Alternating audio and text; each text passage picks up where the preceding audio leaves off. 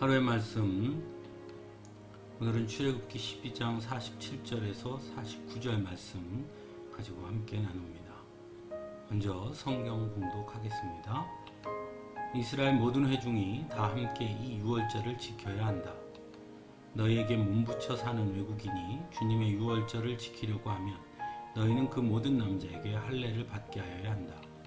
그런 다음에 그는 본국인과 같이 되어서 유월절에 참여할 수 있다. 할례를 받지 않은 사람은 아무도 제물을 먹어서는 안 된다. 본국인에게나 너희에게 몸붙여 사는 타국인에게나 이 법은 동일하다.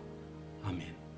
이스라엘 백성에게 가장 중요한 절기는 유월절입니다. 유월절이 중요한 이유는 유월절은 이스라엘됨의 시작이고 정체성이기 때문입니다. 우리가 잘 아는 것처럼 유월절의 의미는 죽음으로부터 구원받은 자라는 증거이기 때문입니다. 오늘 말씀은 그 의미를 아주 분명하게 보여주고 있습니다. 흔히 이스라엘이라는 것을 혈통적 의미로 생각하기가 쉽습니다. 하지만 이스라엘의 의미는 오히려 유월절의 의미를 깨닫고 유월절의 절기를 지키는 자라는 의미가 더욱 중요하다는 것을 우리는 오늘 말씀을 통해 보게 됩니다. 그래서 오늘 말씀에서 하나님은 외국인에 대해 말씀하고 있습니다. 유월절을 지키려고 하면 할례를 받아야 한다는 것입니다. 구약 성경에서 할례는 곧 하나님과 인간 사이의 계약을 의미하는 것입니다. 즉 인간의 측면에서 할례란 하나님의 약속을 믿고 그 약속을 따르겠다는 고백이고, 하나님의 측면에서 할례란 곧 하나님께서 그를 하나님의 백성으로 삼으셔서 축복하시겠다는 약속인 것입니다. 그러므로 이스라엘됨의 시작인 유월절을 지키기 위해서는 무엇보다 할례가 중요한 것입니다. 그것은 유월절이 단순히 형식적인 절기이거나 또는 과거에 있었던 어떤 사건의 기념일의 의미를 넘어 하나님께서 우리를 구원하셨다는 것을 고백하고 기억하는 절기이기 때문입니다. 그러므로 할례는 유월절을 지키는 자의 전제 조건이 될 수밖에 없는 것입니다. 그러므로 비록 그가 외국인일지라도 할례를 받는다면 그것은 곧 하나님의 약속을 믿고 그 약속을 따르겠다는 고백을 한 사람이고, 따라서 하나님께서 나를 구원하셨다는 것을 고백하는 자이기에 그 역시도 하나님의 백성이고 마땅히 유월절을 지킬 수 있게 되는 것입니다.